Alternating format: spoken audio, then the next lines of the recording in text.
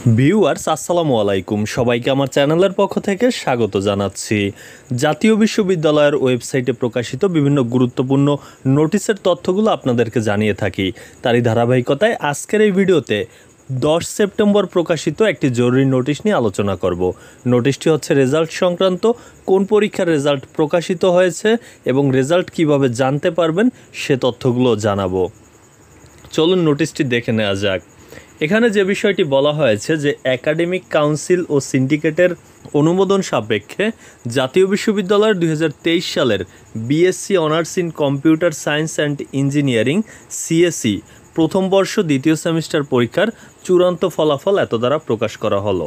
অর্থাৎ সিএসসি প্রথম বর্ষ দ্বিতীয় সেমিস্টারের রেজাল্ট প্রকাশিত হয়েছে।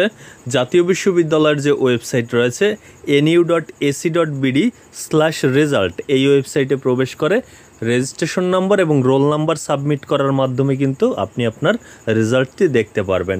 তো এই ছিল আসলে তথ্যটি। এতক্ষণ সাথে থাকার জন্য অসংখ্য ধন্যবাদ।